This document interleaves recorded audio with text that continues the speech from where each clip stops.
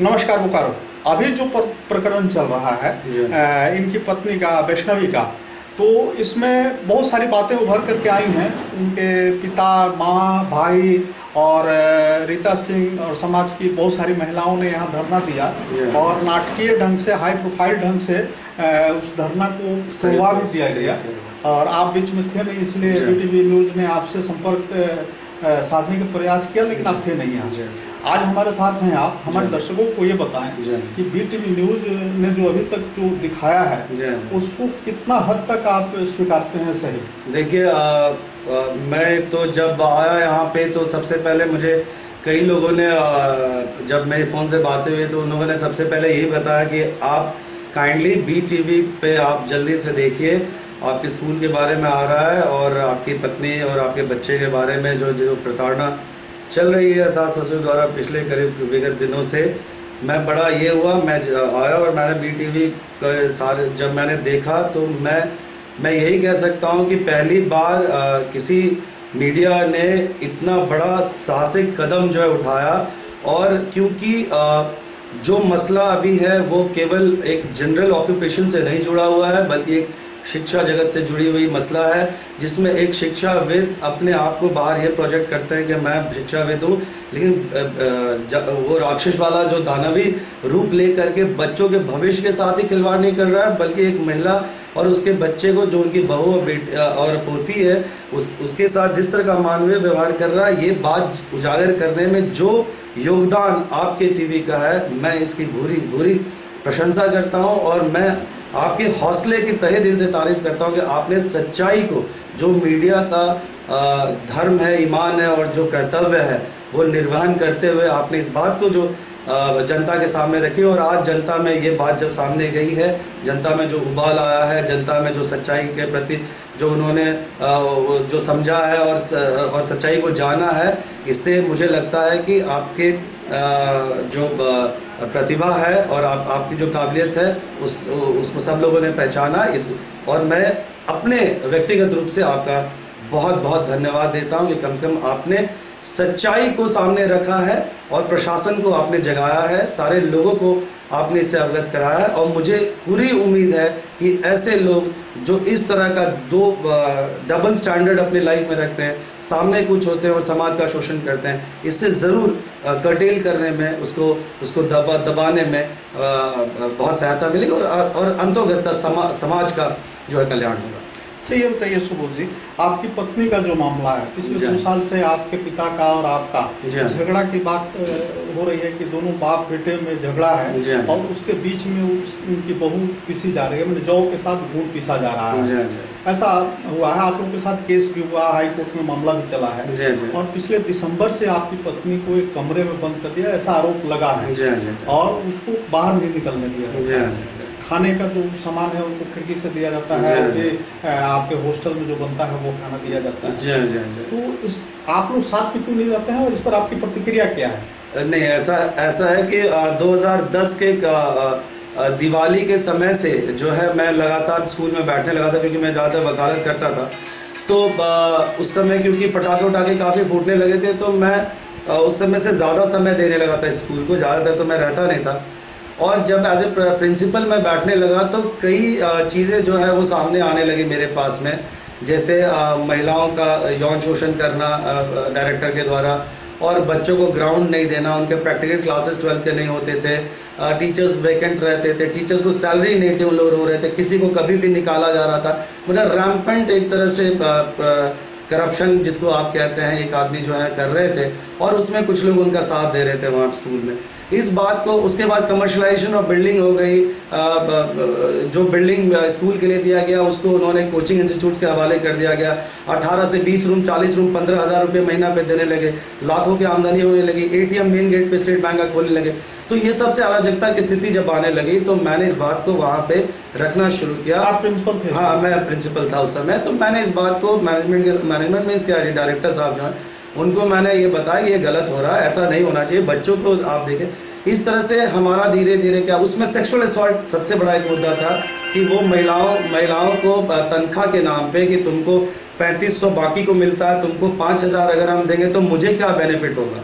इस तरह का प्रताड़ना वो महिला टीचर से जो करते थे, उसकी शिकायत वो आके रो रो के मुझे करती थी। मैंने इस बात को अपनी मम्मी को भी बताया, मैंने अपने भैया को बताया।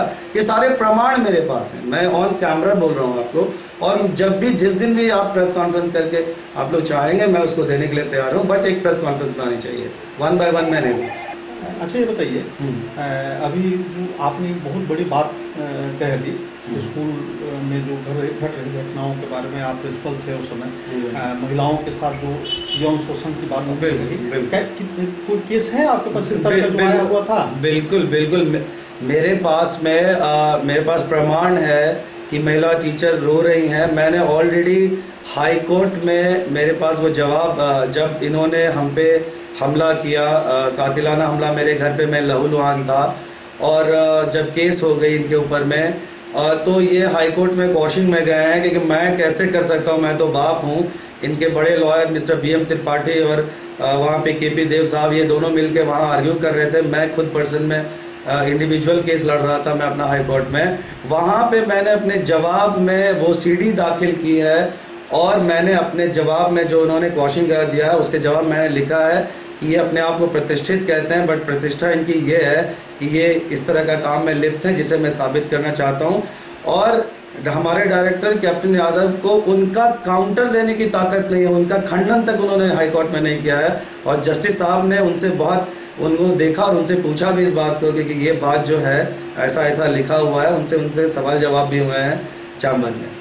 तो क्या आपको लगता है कि इस पर कार्रवाई अभी तक कुछ नहीं हुई? जिला प्रशासन को भी आपने लिखा है इस पर? नहीं, जिला प्रशासन को मैंने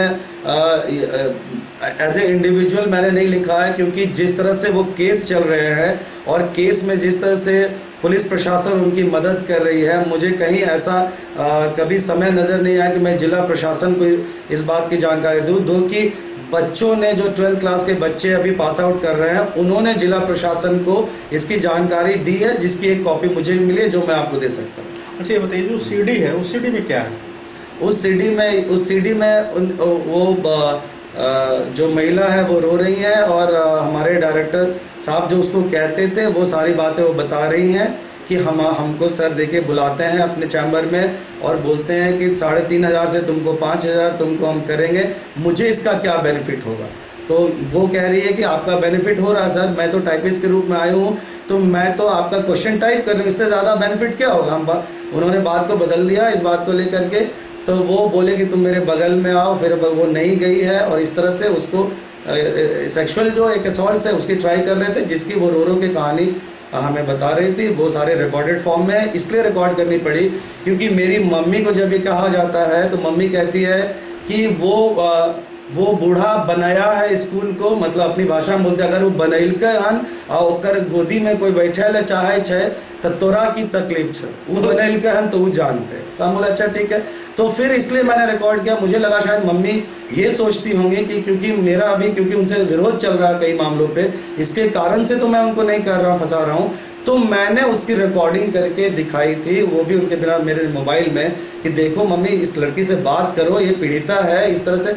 और आपको मैं बता दूं कि उसके माता पिता मेरे जूनियर जो लॉयर है उसके घर पे मारपीट करने के लिए, कि कैप्टन यादव को फाड़ देंगे या जो भी इस तरह की भाषा बोल करके वो आना चाहते थे, उसको मेरे जूनियर और हम लोगों ने जाके समझाया, तो ये बात दबी है इस समय। अच्छा ये बताइए, अभी जो पत्नी वाला मामला है, इस प्रकरण में क्या लग रहा है आपको, पत्नी को न्याय मिलेगा? नहीं, पत्नी को न्याय बिल्कुल मिलेगा, इसलिए न्याय मिलने की बिल्कुल बात है, इसलिए क्योंकि उसका स्टैंड जो भी है उसका बिल्कुल सही है कि 1.5 साल पहले, 1.25-2 साल पहले उसको जो सास ससुर है वो वही रह रही थी और उन्होंने उसको रख लिया और पति को बोला कुछ दिन के लिए बाहर करवा दो इसको, कुछ दिन ये बाहर रहेंगे फिर अंदर आ जाएंगे। और अभी कुछ नहीं, इनको जो भी, क्योंकि मैं विरोध करा था कई मामलों का, इसलिए ये सुधरने के लिए इनको जरूरी है। ये कंसेंसस हमारे जो फादर मदर ने मेरी पत्नी के साथ मिलकर और साले लोग जो भी फैमिली मेंबर ने मिलकर बनाया था, और मुझे बोला था बाहर चले जाइए।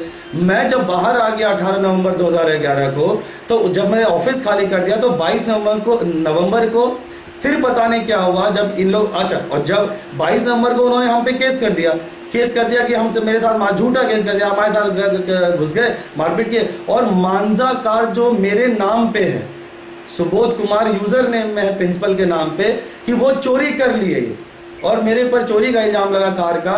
मैंने बेल लिया और मेरे ऊपर यही सिटी पुलिस ने चार्जशीट किया है और वो कार उन्हीं के पास लगी हुई है, उसका यूजर नेम में मेरा ही नाम है और यही सिटी पुलिस जो है प्रमोद सिंह और ये सारे लोगों ने मुझ पर चार्जशीट किया है और मैं केस लड़ रहा हूं चोरी का। 22 तारीख को हुई, आप सोच लीजिए। और थाने में जब हम लोगों की बातें हुई थी तो थाने में उन्होंने कहा था कि जो मदद मैं आपको कर रहा हूं वो मदद मैं आपकी वाइफ को करूंगा, और वहां पे जाकर के उन्होंने वाइफ लोग इन लोग रहने लगे। लेकिन ये केस 22 तारीख को हुआ। उसके बाद मार्च करीब 11-12 तारीख को इन्होंने मुझ पे हमला किया, ये और मेरे बड़े भाई ने बसंती मोड़ पे मेरा मोटरसाइकिल कि तुम शहर छोड़ दो। तो मैं समझा नहीं, मैं बोला शहर क्यों छोड़ दूं। और जब मैंने नहीं छोड़ा शहर में तो ठीक 8 दिन बाद 24 मार्च को इसी घर में घुस करके जहां मैं रहता हूं, दिन दहाड़े 6 लड़के करीब बाहर के आयरन रॉड्स लेकर के मेरे ऊपर लहू लुहान, मैं एकदम खून से लथपथ मैं इस घर में था। 2 मेरे एडवोकेट मित्र जो उस समय आए हुए थे कोर्ट जाने के लिए, उन्होंने किसी तरह हाथ पैर जोड़ करके बचाने की गुजारिश करते रहे, उन लोग भी मार खाए। इसमें पूरी चक्की मोड़ के 200 आदमी, आप पता कर लो यहाँ अगल बगल जितने लोग हैं, आप पता बात करिए उनसे। 200 लोगों ने देखा कि यही मेरे पिताजी अंदर आके और वो सारे गुंडों को लेकर के मेरी पत्नी, मेरे साले और कम से कम 6-8 गुंडे और सारे लोगों ने आकर के किस परिस्थिति में क्या बहकाया मेरी पत्नी को, ये मेरी पत्नी बता सकती है, और हम पे हमला इन्होंने कर दिया। मैं खून से लथपथ था और जब मैं थाने पहुंचा खून से लथपथ तो वहां पे मेरी एफआईआर दर्ज नहीं कर रहे हैं थाने में। सहाय साहब, इंस्पेक्टर सहाय आएंगे तब थाने में एफआईआर दर्ज होगा। मैं बोला मैं खून से लथपथ हूं साहब, मेरी एफआईआर दर्ज करो। और उसके बाद कुछ देर बाद मैंने देखा कि मेरी पत्नी, मेरे साले और मेरे पिताजी आते हैं और वहां पे मेरे ऊपर 498A का केस पहले दर्ज होता है और उसके बाद मेरा एफआईआर रिकॉर्ड होता है। ये तो कहानी है। तो ऐसी परिस्थिति उत्पन्न हो गई है जहां पे, और उसके बाद वो एक्सपेक्ट कर रहे थे कि शायद मैं डाइवोर्स लूंगा ही, क्योंकि इतना बड़ा कांड करवा दिया है मैंने, तो अब तो डाइवोर्स ले लेगा तो मैं आराम से पत्नी को निकाल दूंगा कि भाई तुम्हारा तो बेटे डाइवोर्स हो गया। लेकिन जब से लोगों ने मीडिएट किया और जब मुझसे कहा कि आप घर बसा लीजिए, आप पत्नी को रखिए, चलिए घटना जो हो गई, तो मैंने सोचा चलो बच्चे के लिए और पत्नी के लिए मैं माफ कर दूं। मैंने बोला ठीक है, हम जॉइंटली जहां रहते थे 14 साल से बड़े आलिशान घर में, हम लोग जॉइंटली रहेंगे, मैं अकेले नहीं रख सकता। ये मेरा कहना कि जिस तरह से अप्रत्याशित दोनों मिलकर घटना की है, इस हिसाब से मेरा हो सकता है ये अभी भी जान मारने की नियत से मेरे पास भेज रहे हो, तो हम वहीं रहेंगे ताकि हम सेफ रहें। अब इस ग्राउंड पे जो है ये उसको तब से टॉर्चरिंग करना शुरू कर दिया कि अरे यार मेरा तो गेम प्लान गड़बड़ हो गया, अगर ये मारपीट करने के बाद ये तो रहता नहीं। अच्छा ये बताइए आपको 2 बातें करनी। एक तो अभी आपने जो कैमरा के सामने ऑन कैमरा बातचीत उसमें आरोप लगाया है कि वो आलिशान घर है जो स्कूल कैंपस में। जी हाँ, वो अलाउड नहीं है। 2 बातें होती हैं कि स्कूल कैंपस में घर बनाना वो कानूनतया गलत है। गलत है, कानूनतया वो कानूनतया गलत है। स्कूल कैंप जब बीएसएल प्रबंधन जमीन देती है तो वो पूरा एरिया स्कूल के काम काज के लिए देती है, पहली बात आप समझिए।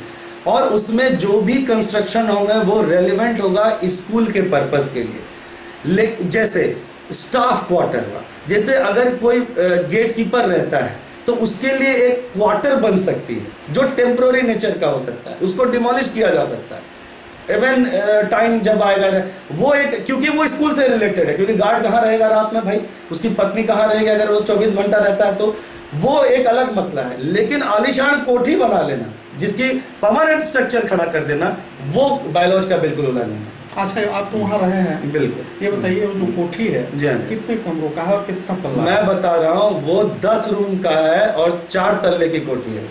4था तल्ला अभी खाली है और 3 तल्ला तक छत को ढाल दिया गया और 2 तल्ला में 10 रूम है, बड़े बड़े हैं बिल्कुल। एसी कितना लगा हो? एसी कम से कम उसमें 2-2 एसी एक कमरे में लगे। आप सोच ले कम से कम 20 एसी हैं उसमें चलते एक साथ। अच्छा बताइए बिजली का जो ये है कैसे चोरी करते हैं? अब ये मैं नहीं बता सकता क्योंकि ये उनका बिजली प्रबंध, मैं केवल फैक्ट बता सकता हूँ कि वहां मैं क्या देखता हूँ, क्योंकि मेरा रोल था मैं उतना ही कर सकता हूँ, क्योंकि मुझे उन्होंने कुछ बताते नहीं थे ज्यादातर। अब पता नहीं किस कारण नहीं बताते, बट ये जरूर है कि वहां पे इस तरह की कोठी नहीं बना सकते। क्योंकि सवाल ये उठता है कि बीएसएल प्रबंधन को जब 6 स्कूलों का ऑप्शन होना था उसमें इन्होंने ये बड़े जोर शोर से मुद्दा उठाया था कि मेरे को तो 2.5 एकड़ 3.25 एकड़ की जमीन मिली है, बाकी को ज्यादा मिले, इसलिए मुझे दूसरा स्कूल मिलना चाहिए। तो जब आपका यही दलील है तो जहां बच्चों की प्लेफील्ड होनी चाहिए वहां आपने 12 डेसिमल पे इतना बड़ा आलिशान कोठी क्यों बनाया? ये बीएसएल प्रबंधन को पूछना चाहिए ना। कि जब आपको जमीन कम थी तो बच्चों के इस्तेमाल करने के लिए आप अपने रहने के लिए, परिवार के लिए कैसे बना लिया आपने? 12 डिसमिल कम से कम 12 डिसमिल है, उससे कम क्या होगा? आप चारों तरफ देख लीजिए। तो आप मुझे बताएं, जहां 2.5 एकड़ की जमीन मिली हो वहां सब्सटेंशियल जगह पे अपना आलीशान कोठी बना लेना करोड़ों में, वो भी 2000 साल में। मतलब 93 में जमीन 92 में उद्घाटन होता है और 2000 में इतनी आलीशान कोठी बनकर तैयार थी। कुल मिलाकर के प्रबंधन जो बोकारो प्रबंधन भी इसमें बिल्कुल इन्वॉल्व है। मैं बिल्कुल मानता हूं इस बात, बोकारो प्रबंधन 100% इन्वॉल्व है। और इनका मनोबल जो ये प्रताड़ना कर रहे हैं और जितनी भी अनैतिक और गलत काम कर रहे हैं, इसमें पुलिस प्रशासन इनको पूरी तरह मदद कर रहा है। अगर ये आप समझ सकते हैं, अब ऐसा मेरे मुंह से बुलवाना है कि ये पूरी जनता समझ, कोई जो क्लास 10th का बच्चा पढ़ा होगा वो समझ सकता है कैसा क्यों। एक एडवोकेट, जी हाँ बिल्कुल। आपके संस्था, आप लोगों का बार एसोसिएशन, जी हाँ जी, एसोसिएशन के पास आपने इस मामले को नहीं? बिल्कुल मैंने उठाया एसोसिएशन को मामले, मैंने एसोसिएशन को पूरी जानकारी दी है कि ऐसा ऐसा जब भी घटनाएं हुई है उनके साथ, उनके नॉलेज में है। और एसोसिएशन ने आप इतना जान लीजिए कि उनको जो उनका आरोप है कि उनको कोई वकील नहीं मिला, तो उन्होंने ट्रांसफर पिटीशन हाईकोर्ट में डाला हुआ कि मुझे तो कोई वकील ही नहीं मिल रहा है, कोई वकील लड़ता ही नहीं है मेरा केस।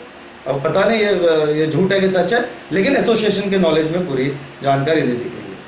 मैंने एसोसिएशन आपके साथ है, मॉरली मेरे साथ है बिल्कुल, क्योंकि गलत हो रहा है, वो कभी भी गलत के खिलाफ। अच्छा एक चीज बताइए, खिलाफ स्कूल प्रशासन है, शिक्षा के नाम पर ये सब कुछ हुआ है और यहाँ बच्चे यहाँ पढ़ते रहे, निकलते रहे। आपने आरोप लगाया कि शिक्षकों को किस तरह से यहाँ रखा जाता है और कैसे उनको निकाला जाता है, उनका तर्क क्या होता है? कोई तर्क नहीं, ठीक है ना, सारा चीज आपने चिट्ठा खोल दिया है। ये बच्चों का जो स्टैंडर्ड है पढ़ाई लिखाई का, बोकारो को हब माना जाता है, एजुकेशनल हब +2 तक के लिए, उसमें बोकारो पब्लिक स्कूल कहाँ है? आप मुझे बताइए, आप इतने सालों से पत्रकारिता कर रहे हैं, आप पेंटाकोस्टल, हॉली क्रॉस, चिन्मया और सेंट जेवियर्स, डीपीएस छोड़ के आपने लिखा कि बोकारो पब्लिक स्कूल का लड़का फर्स्ट 3 में आया? आप ही बता दीजिए। या कब बोकारो पब्लिक स्कूल का लड़का क्विज कंपटीशन में जा करके सारे बच्चों को हरा के चिन्मया को मेडल लेके आया? या कब किसी टूर्नामेंट या इंटर स्कूल कंपटीशन में लाया? आप क्या सुनिएगा कि बोकारो पब्लिक स्कूल में तुलसी जयंती मनाई गई, जिसमें कैप्टन यादव, जयन यादव, फलना यादव, कृष्णा यादव मौजूद थे। ये 4 नाम छोड़ के और कोई नाम नहीं होता है। ये वास्तविकता है। वहां ना कोई इंटर हाउस कोई कंपटीशन होती है, ना क्लास कंपटीशन होता है, वहां कोई ना करिकुलर एक्टिविटी होती है, ना को करिकुलर एक्टिविटी होता है, ना एक्स्ट्रा करिकुलर एक्टिविटी होती है। ये तो इन्वेस्टिगेशन और इंक्वायरी की चीज है। आप तो जाइए बच्चों से पूछिए, कुछ नहीं होता, केवल फीस हमको चाहिए, फीस देना। आप कितने दिन प्रिंसिपल रहे वहां? मैं 93 से 93 से वाइस प्रिंसिपल बना। मैं 2003 तक वाइस प्रिंसिपल, 2003 से 2011 तक प्रिंसिपल रहा। अच्छा, इतने दिन आप प्रिंसिपल रहे, आपका भी रिजन था? जी हाँ जी। तो क्या आपको कोई पावर नहीं था? कोई पावर नहीं था, कुछ भी नहीं था। इवन है कि वो नोटिस इशू करते थे तो उसमें प्रिंसिपल का नाम तक नहीं देते थे। टीचर्स को ये कह के रखा जाता था कि प्रिंसिपल के पास जाने की जरूरत नहीं है, वो बेइज्जत करते थे। मैं इसके कारण से ही मैंने वकालत करके और मैं अपना अलग जो है वकालत में ध्यान लगाने लगा। मैं ज्यादातर वहां रहता नहीं था, लेकिन 2010 में क्योंकि बम इतने फूटने लगे दिवाली के समय में, उस समय मैं बैठा धीरे धीरे, जब मैं कुछ देर ज्यादा समय देने लगा तो लोगों ने मुझ पर आस्था जब, क्योंकि डायरेक्टर के खिलाफ कंप्लेंट कहाँ करता, क्योंकि कोई तो अधिकारी था नहीं। तो मेरे पास सारे बच्चे लोग आने लगे, सारे टीचर्स आने लगे, जो यौन शोषण के शिकार थे वो टीचर आने लगे। इस तरह से जब सारे लोग आने लगे तो फिर मैंने ये मुद्दा उठाना शुरू किया और उसी समय वो गेट लगाने लगे, एटीएम लगाने लगे। कोचिंग के बच्चे, आपको विश्वास नहीं होगा, कोचिंग के जितने बच्चे हैं वो इतने गलत लिंगोज और लैंग्वेज में, क्योंकि उन लोग हाईफाई स्कूल के लड़के होते हैं फिरजी में, उन लोगों ने इतने, मैं बोल नहीं सकता वो, और इंग्लिश के वो लिंगो जो सबसे वल्गर लैंग्वेज हो सकता है वो खोद के हमारे बेंच पे लिख के चले जाते थे। और हमारी स्कूल की लड़कियां आकर के शर्म से मतलब सिर नहीं उठा पाती थी कि सर क्या लिखा हुआ है। एज ए प्रिंसिपल मैं जाता था तो मैं उनसे नजर नहीं मिला पाता था। और जब मैं डायरेक्टर से बोलता था ये बात को कि आप कोचिंग का जो आपने भाड़ा पे दे के रखा है 2 बजे के बाद, इससे कितनी अनैतिक शिक्षा हो रही है हमारे यहाँ पे, बच्चियां शर्म से मुंह झुका के बैठे हुए हैं, तो बोलते आपको कैसे पता कि हमारे स्कूल का बच्चा ने किया और उनके स्कूल का बच्चा किया। मतलब मुद्दा केवल भटकाने की बात होती। इसलिए कोई आप उम्मीद नहीं कर सकते कि वहां कोई नैतिक शिक्षा दी जाएगी। वहां केवल पैसे से मतलब है और एक देखिए किसी इंस्टीट्यूशन में डेमोक्रेटिकली चलती है, बेनिफिशियरी कई लोग होते हैं, सोसाइटी होती है, लेकिन अगर एक आदमी किसी इंस्टीट्यूशन को पूरा पैसा अगर वो खा ले और तो वो नेचुरली पागल हाथी होगा, और वही ये पागल हाथी है, क्योंकि एक आदमी पूरे इंस्टीट्यूशन की पूरी कमाई जो है सिंगल हैंडेडली अपने पॉकेट में डाल करके और 3 करोड़ की प्रोजेक्ट लगा करके अपने बेटे को हॉस्पिटल बनवा रहा है, ये बच्चे के फीस का कमाई से आप सोच सकते हैं। अच्छा, यहाँ का पैसा, हाँ बिल्कुल बिल्कुल, जो कि रजिस्ट्रेशन एक्ट का घोर उल्लंघन है। ऐसी सोसाइटी की अपने आप रजिस्ट्रार को रद्द कर देनी चाहिए कि आपने कभी भी बायोलॉज में मेडिकल फील्ड नहीं जोड़ा, तो फिर मेडिकल में कैसे चला गया ये पैसा, नंबर 1। नंबर 2, अगर मेडिकल फील्ड जोड़ा भी है आपने बायोलॉज में, तो मेडिकल फील्ड केवल बेटे को कैसे चला गया। अगर और भी हॉस्पिटल्स होते जिसमें और लोग डेमोक्रेटिकली सिविल सोसाइटी के लोग होते, सिविलियन और कोई होते जो आपसे रिलेटिव नहीं होते, और आप वहां हॉस्पिटल बनाए होते, तो ये रजिस्ट्रेशन एक्ट का फिर भी मान्यता हो। लेकिन केवल एक हॉस्पिटल को बनाना और उसमें आपका बेटा उसका मालिक होना, तो क्या ये पैसा का दुरुपयोग नहीं है, ये डिफॉल्केशन ऑफ मनी नहीं है, गबन नहीं है, ये पब्लिक संस्था का, पब्लिक पैसे का गबन नहीं है, ये तो पीआईएल का मैटर है। अगर हाईकोर्ट में पीआईएल हो जाए, सारी चीज दूध का तो इन्फोर्समेंट डायरेक्टरेट आके सारी चीज क्लियर कर लेगा। एक सेकंड, ये जो आरोप लगा आपके पिता पर, उसको आपने भी क्लियर किया कि सैनिक के नाम पर वो जो उठा रहे हैं, बिल्कुल वो कोर्ट मार्शल है। मैं ऑन कैमरा बोल रहा हूँ, वो साबित कर, मैंने हाईकोर्ट में दिया है, मैंने आपको हाईकोर्ट का जवाब आपको फाइल किया, मैं आपको उसकी कॉपी ले लें और आप अपने टीवी में दिखाएं। आप दिखाइए। हाँ, उसकी कॉपी मेरे पास। क्या है ये जवाब है जो गए थे, उसी में लिखे हैं। मतलब हम हाईकोर्ट में इस मामला को ले गए कि कैप्टन नहीं, ऐसा थोड़े है कि हम कोई ऐसे बोल रहे हैं। That the statement made in paragraph 8 is partly true and partly false. So as far as the statement that petitioner number 1 Ramchandra Yadav was an army officer is true, but he is retired army officer is absolutely false, as because he was expelled from the army through general court martial for huge defalcation of diesel petrol. Therefore he was never retired from the army but was expelled, terminated from the service for the reasons said above, and has been misusing the rank of captain in the civil society, whereas he opened a school in 1993 affiliated to ICSE board and later on CBSE is true, but the school has brought good results in academics. It's absolutely false statement, as out of 400 students in class 12 more than 250 students have failed, which can be ascertained on the website of CBSE and taking out the printout of the results using the school's code. And further, the complaint would assert that the school has the worst of the reputation in the city of the Bokaro, and it does not provide even the basic facility to its students and children, which is well known to the common public of the Bokaro city. तो सुबोध जी, और ये बताइए कि अब आगे आपने क्या सोचा है इस केस में? नहीं, मैंने यही सोचा आगे कि एक तो मुझे न्याय मिलनी चाहिए, मेरी पत्नी को भी न्याय मिलनी चाहिए, मेरे बच्चे को भी न्याय मिलनी चाहिए। क्योंकि वो 2 बातें करते हैं, वो एक तरफ बेटा बना के बात करते हैं कि मैंने इसको हटा दिया क्योंकि बेटा था, मैं नहीं रहना चाहता, और एक तरफ वो प्रिंसिपल की बात करते हैं। तो पहले उनको ये डिसाइड करना है कि वो बेटा मानते हैं या पहले मैं एक एम्प्लॉय था 25 साल से ये मानते हैं। अगर मैं 25 साल से एम्प्लॉय था और आप ये कहते हैं, तो आप कानूनन मुझे सबसे पहले टर्मिनेशन की प्रक्रिया पूरी करें, तभी कोई वहां से निकलेगा, नंबर 1। और अगर बेटा है तो आपको वापस लेना चाहिए। पहले ये बताइए हमको, जो आप एम्प्लॉय थे, जो एम्प्लॉय कोई भी संस्था बनती है, चाहे वो कोई सोसाइटी हो, उस संस्था में जो भी लोग काम करते हैं उनको एक पेमेंट दिया जाता है। बिल्कुल। तो 25 साल तक जो आपने काम किया, हाँ, तो क्या आपको वहाँ पे पेमेंट मिला? मैं तो कह रहा हूँ कि 1993 में 2000 से शुरू हुआ, 2010 में जाके मेरा 12,000 की पेमेंट हुई। 20 साल मतलब 17 साल मिलता था। जी हाँ, पैसा मिलता था, लेकिन आपका टर्मिनेशन नहीं हुआ? टर्मिनेशन नहीं हुआ, कुछ भी नहीं हुआ। इसका मतलब अभी भी आप? हाँ, अभी भी मैं प्रिंसिपल हूँ, मुझे केवल जाने नहीं दिया जा रहा। वहाँ गेट पे वो बंदूक लगा दिया है, वहाँ पे मुझे खाली जाने नहीं दिया जा रहा। मैं तो प्रिंसिपल हूँ। यही तो मेरा कहना है कि आप एज ए एम्प्लॉय ट्रीट कर रहे हैं, तो मुझे या तो फिर टर्मिनेशन की प्रक्रिया पूरी करें, मेरे को चार्जशीट दें, मेरा चार्ज बताएं, कंप्लेनेंट कौन है, मुझे क्रॉस एग्जाम का मौका मिलेगा, इंक्वायरी कमेटी होगी, स्कूल प्रबंधन इसको देखेगा, वो टर्मिनेट करेगा, स्कूल प्रबंधन मुझे टर्मिनेट करेगा, फिर लॉफुली मैं बाहर आऊंगा। आप तो केवल दबंगई कर रहे हैं, दादागिरी कर रहे हैं, मुझे जाने नहीं दे अच्छा रहे। प्रमोद जी, कुल मिलाकर के ये बताइए, हाँ। अभी चूंकि मामला विवादास्पद हो गया जी है हाँ। और सारी बातें खुल करके बाहर आ गई हैं पब्लिक जी में। हाँ। जब तक घर के अंदर बातें थी तब तक तो घर के अंदर थी, जी हाँ। घर के बाहर जो बातें आ गई जी हैं। हाँ। अब ये बताइए कि स्कूल का जो इतिहास रहा है अभी तक, अभी जो सारा फर्जीवाड़े पर है। बिल्कुल। और मैं आपको एक बात और भी बता दूं कि आप बोले थे कि स्कूल की परफॉर्मेंस क्या है, तो स्कूल का 500 450 बच्चा 12th का एग्जाम देता है, जिसमें 350 फेल करते हैं। आप कभी वेबसाइट पे निकाल के 52052 कोड का आप सीबीएसई का रिजल्ट निकाल के देख लीजिए। और सीबीएसई ने इनको रेड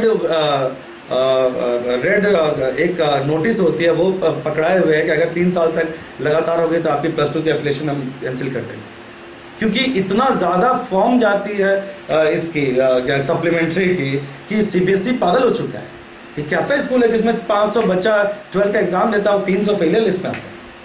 तो ये हाल है इस स्कूल का। आप पढ़ाई के नाम पे बिल्कुल आप समझ लीजिए, पढ़ाई से इनको कोई मतलब नहीं है। मैं आपको, और जितने +2 के टीचर्स हैं वो कोचिंग मार्केट के लिए यहाँ पे काम करें, 5000 में भी काम करने के लिए तैयार है, इसलिए क्योंकि वो यहाँ पे लो मिडिल क्लास के जितने लड़के हैं उनको कोचिंग मिल जाती है, वो यहाँ के अपना दादागिरी करते हैं, उसको मार्क्स कम देते हैं कि तुम मेरे ये कोचिंग इंस्टीट्यूट में आओ और पढ़ाई करो। इस तरह से ये मार्केट मिल जाता है उनको, 50-60 बच्चा मिल जाता है, तो यहाँ 5000 कमाए, यहाँ के बच्चे से वो 40,000 कमा रहा है, तो उसकी तो पैकेज 46,000 की है, इसलिए कोई आवाज नहीं उठाता है। और ये जानबूझ के वो मुहैया कराते हैं ऐसे मार्केट्स कि भाई हमको कम पैसे में टीचर मिल रहा है और वो यहाँ के बच्चा की कोचिंग से कमा, मुझे क्या, यानी गार्जियन पे दोहरा मार पड़ रहा है।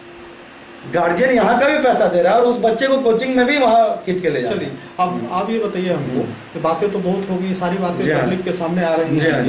ये बताइए बोकारो प्रबंधन से, आप बोकारो पब्लिक स्कूल के बारे में क्या कहना चाहेंगे? मेरा इतना ही कहना है कि बोकारो प्रबंधन को सबसे पहले नंबर 1 पॉइंट ये देखना है कि जिस मकसद से, जिस मोटिव से, जिसके कारण जमीन अलॉट की गई, पहले अगर उसका वो मकसद पूरा नहीं हो रहा है तो तुरंत इंटरवेन करे, उसका एक कमेटी बनाए, एडहॉक कमेटी बनाए और उस कमेटी से जांच कराए और तब तक जो है स्कूल को किसी को एसडीओ साहब के अंदर में या किसी के अंडर में उसको सौंप दे और जांच इंडिपेंडेंट कराए, इनको बाहर निकाल कर। आपको दूध का दूध, और उसमें मैं भी आपको सहयोग करूंगा। मैं 25 साल 22 साल से प्रिंसिपल रहा वहां पे, मैं आपको सारी चीज मुहैया एविडेंस में देने के लिए तैयार हूं। जो भी मैं यहां कह रहा हूं वो सारी चीज मैं कह रहा हूं। और अगर सारे नियमों का उल्लंघन हो रहा है, घर, सबसे पहली बात है कि घर उन्होंने बना करके उस घर का गलत इस्तेमाल कर रहे हैं, उस घर में प्रताड़ना गृह बना के रखे हैं। ये बीएसएल मैनेजमेंट के लिए क्या बड़ी बात नहीं है। पहली बात है कि घर बनी कैसे, क्या घर बनाने की इजाजत किस बीएसएल अथॉरिटी ने फाइल पे दिया? किसी स्कूल में आप देख लीजिए कि डायरेक्टर और प्रिंसिपल का कोई आलीशान बंगला अंदर नहीं है। बंगला की बात आप लोगों को स्कूल को बोकारो स्कूल से अन्य स्कूलों को भांति मकान भी मिला है, क्वार्टर नहीं? हाँ, क्वार्टर भी मिला। यही तो मेरा कहना है कि क्वार्टर्स कम से कम 12 क्वार्टर्स हमारे मिले हैं और उन क्वार्टर में अपने सारे गांव के सगे संबंधियों को घुसा के रखे। कोई एम्प्लॉय बहुत कम ही रह रहे हैं, वो तो उनको मिल गया खुले एक ही है, ये तो उनके लिए चांदी हो गया। तो ये चीज है। और प्रिंसिपल के नाम पे रेसिडेंस बीएसएल खुद अलॉट करता है या डायरेक्टर के नाम पे, तो ये रेसिडेंस क्यों बना के रखे हैं, हमें समझ में नहीं आ रहा है।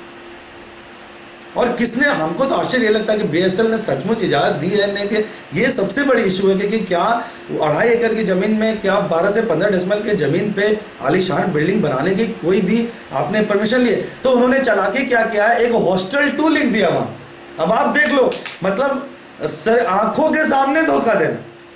पूरी दुनिया जान रही है, कपड़ा सूख रहा है, वहां अंदर में रह रहे हैं, अपना एड्रेस दे रहे हैं कि मैं बोकारो पब्लिक स्कूल कैंपस में, telephone connection Bokaro public school campus में रेजिडेंशियल एड्रेस पे दे रहे हैं, और उन्होंने वो छोटा सा खुदवा दिया हॉस्टल 2। और वो जस्टिस साहब को भी बेवकूफ बना रहे थे, आर प्रसाद को जाके, ऑनरेबल जस्टिस को, कि मैं तो हॉस्टल में रहता हूं सर। अब बताइए, ऐसा मतलब अब आप क्या बोले रहेगा? ये तो आप लोगों की जनता को सोचने का कि जो आदमी 10 बड़े। चलिए सुबोध जी, आप ये बताइए कि एक र्यूमर हम लोगों को सुनने में आ रहा है कि आपके जो पिता हैं, जो इतना फर्जीवाड़ा कर रहे हैं स्कूल के लेकर के, आपके पत्नी को लेकर के, तो उनकी शादियां भी 2 हुई हैं। इस पर आपकी क्या प्रतिक्रिया है? जी हाँ, ये बात जो र्यूमर जो है वो बिल्कुल सच है। मेरे पिताजी ने 2 शादी की है। एक उनकी करीब बचपन में आसपास कहते हैं लोग हुई थी, और एक शादी तो कभी जो है यहाँ पे जो हमारी माँ है। लेकिन मेरा एक चीज़ उनसे सवाल है कि जिस तरह का व्यवहार वो मेरे साथ कर रहे हैं और अपने बाकी बच्चों के साथ कर रहे हैं, मेरा ये मानना है कि शायद दूसरी पत्नी से तो शायद मेरी माँ जो है कहीं वो पहली पत्नी जो वहाँ छूट गई है कहीं वही तो नहीं है बाद में मैं उनसे कहीं जो हूँ, शायद ये क्लियर अगर कर दें तो बेहतर होगा समाज को कि मेरी माँ वाकई में है कौन। ये यहाँ पे जो रहती है ये मेरी माँ, या जिनको वो छोड़ के आ गए हैं वो है मेरी माँ। क्योंकि जिस तरह का व्यवहार कर रहे हैं मैं बिल्कुल आश्वस्त हो चुका हूँ कि जो वर्तमान में जो माँ अपने आप को कहते हैं वो मेरी माँ नहीं है। जिससे जो माँ है आपकी पहली माँ या दूसरी माँ, दोनों का नाम क्या है? नाम इनका तो कृष्णा देवी है और उनका कौशल्या है। कहाँ रहती हैं अभी? वो बेगूसराय के किसी गांव में रहती है। नाम मैं नहीं बता सकता क्योंकि मैं बचपन जब मुझे बताया गया था तो मैं थोड़ा करीब छोटा था, करीब 12-13 साल का था, तो उस समय गांव का नाम याद था, बट अभी तो काफ़ी दिन। अभी जिंदा है वो? जैसा लोग कहते हैं कि वो जिंदा है, कुछ गांव के लोग जो अभी तक कहते हैं जिंदा। तो आप कभी मिलने का प्रयास नहीं किया? नहीं, मिलने का प्रयास नहीं किया, ना कभी उन्होंने मुझे मिलाने का प्रयास किया है। शायद वही थी मुझे। आपके घर में शादियों का जो परंपरा है वो चला रहा है डबल। आपके चाचा जो हैं उनकी भी 2 शादी है। चाचा कौन है? जी हाँ, ये मतलब चाचा जो है राम लखन यादव जो ARS पब्लिक स्कूल चलाते हैं। ARS public school. अच्छा। तो उनकी भी जैसा ये है कि 2 शादी है। बड़े जो मेरे फादर हैं उनकी भी 2 शादी है। तो इस तरह से ये प्रचलन नहीं है। हो सकता है कि उस समय बचपन में शादी हो जाती होगी, लेकिन मैं इस पर टिप्पणी नहीं करूंगा। लेकिन मेरे फादर की 2 शादी ये पक्की है। आप तो दूसरी शादी के तो इसमें नहीं? नहीं, मैंने ऐसा कभी सोचा नहीं। मैंने कभी ऐसा नहीं सोचा। चलिए देखिए, कैप्टन साहब का एक और सच सामने आया। उनके बेटे ने आरोप लगाया है कि उनकी 2 शादियां हैं और एक पत्नी बेगूसराय में रहती हैं और दूसरी पत्नी के साथ ही रहते हैं। पहली पत्नी को उन्होंने छोड़ दिया है और दूसरी पत्नी के साथ रहते हैं। इन्होंने यह भी प्रश्न खड़ा किया है कि मुझे कैप्टन साहब बताएं कि मैं किस माँ का बेटा हूँ? क्या मैं उस माँ का बेटा हूँ जिसको ये छोड़ चुके हैं? इन्होंने साफ तौर पे एक चीज़ और बताया कि मेरे बड़े पापा की भी 2 शादी हुई थी। मेरे चाचा जो यहाँ ARS पब्लिक स्कूल चलाते हैं उनकी भी 2 शादी है। तो इनके घर में ये प्रचलन है। तो हमने यह भी पूछा कि क्या आप भी 2 शादी करेंगे? तो उन्होंने कहा कि नहीं, मैं 2 शादी नहीं करूंगा। मेरी पत्नी जो है मैं और मेरे बच्चे के साथ मैं खुश हूँ। आपसे बात करके बहुत अच्छा लगा। टीवी से बात करने के लिए बहुत बहुत धन्यवाद। आपका बहुत बहुत धन्यवाद। देखिए, ये थे सुबोध जी। इनका कहना है सुबोध जी का कि मेरी पत्नी के साथ जो अन्याय हो रहा है उसको न्याय मिलना चाहिए। जिला प्रशासन से भी इन्होंने मांग की है कि जिला प्रशासन एक तरफा काम न करे और मामला ये कोर्ट में चल रहा है। इस मामले को बार एसोसिएशन को भी दिया है। बार एसोसिएशन ने एक्शन लिया है, जिसका परिणाम है कि कैप्टन RC जादव ने हाई कोर्ट में लिखित दिया है कि मुझे कोई वकील नहीं मिल रहा है मेरा केस लड़ने के लिए, मुझे समय दिया जाए। अब ये सारा मामला घूम करके राफ साफ ये दिखाई दे रहा है कि कैप्टन RC जादव कुल मिलाकर के बोकारो पब्लिक स्कूल जो चला रहे हैं वो शोषण और दबंगई का एक अड्डा है और वहां बच्चों को शिक्षा न दे करके केवल कमाई का एक जरिया बनाया गया है। आज अपनी बहू को पिछले 20 दिसंबर से जो बंद करके रखा है कमरे में, जिसके खिलाफ आंदोलन हो रहा था, BTV न्यूज ने इसका खुलासा किया है। और BTV न्यूज के बारे में उनका कहना है कि BTV न्यूज एक तरफा ये समाचार दिखा रहा है। मैं उनके बेटे से खुद बात कर रहा हूं। मैं खुद गया था कैप्टन जादव से बात करने के लिए। उन्होंने कैमरे के सामने बात करने से साफ इनकार कर दिया। तो जब कैमरे के सामने बात करने से इनकार कर दिया तो उनका पक्ष हम कैसे जान सकते हैं? बावजूद उनके ऑफ द कैमरा जो बातचीत हुई उसको हमने रखने का काम किया है। पूरा पिछले एपिसोड में हमने रखा है कि कैप्टन जादव का ये आरोप रहा है कि उनकी बहू से उनको खतरा है जान का, इसलिए उसको अलग रखते हैं, अलग कमरे में रखते हैं, इसलिए उसको हॉस्टल का खाना देते हैं। क्योंकि घर के अंदर अगर रखेंगे तो कब खाने में कुछ मिलाकर खा लेगी और कुछ कर लेगी या मुझे कुछ जहर दे देगी, मुझसे जान का खतरा है। महिला जो बोकारो की महिला हैं रीता सिंह, उनके नेतृत्व में जो धरना हुआ उसको भी हाईटेक तरीके से उन्होंने खत्म करवा दिया, मतलब कि धरना को स्थगित करवा दिया। डीएसपी सिटी जो है अनिल शंकर जी ने कैमरे के सामने झुंझलाते हुए कहा है कि वो 20 तारीख को एसडीओ के साथ एक मीटिंग करेंगे, जिसमें प्रदेश महिला आयोग की अध्यक्षा हेमलता एस मोहन भी रहेंगी और डीएसपी साहब रहेंगे, एसडीओ साहब रहेंगे, लड़की के माता पिता रहेंगे और कैप्टन यादव उनकी पत्नी और कैप्टन यादव के पुत्र जो है सुबोध एडवोकेट हैं, ये पेशे से बोकारो कोर्ट में ये प्रैक्टिस करते हैं। ये सारे लोग उपलब्ध रहेंगे और समाज की जो महिला है रीता सिंह वगैरह उनको लाया जाएगा उसमें और बैठ करके एक सामाजिक हल निकाला जाएगा। इस सामाजिक हल की बात तो सचमुच काबिले तारीफ है, लेकिन सुबोध जी ने जो प्रश्न उठाया है कि ये आम आदमी की जो घटना होती है, आम आदमी के साथ जो घटनाएं घटती हैं, उसके लिए जिला प्रशासन और थाना इतना एक्टिव हो जाता है और कैप्टन यादव के लिए इतना लूज पुज व्यवस्था क्यों है, क्यों मेहरबान है जिला प्रशासन इन पर? ये प्रश्न चिन्ह पर लगता है जिला प्रशासन पर भी। जिला प्रशासन को अब ये इस बात को समझ लेना चाहिए कि मामला अब जनता में आ गया है, जनता के बीच ये मामला चला गया है और जनता हर चीज का निर्णायक होती है जनता, और जनता सर्वोपरि है। इस मामले को अब जनता चाहती है कि इसका हल निकले। मैं कुमार दिनेश, BTV न्यूज के लिए बोकारो से।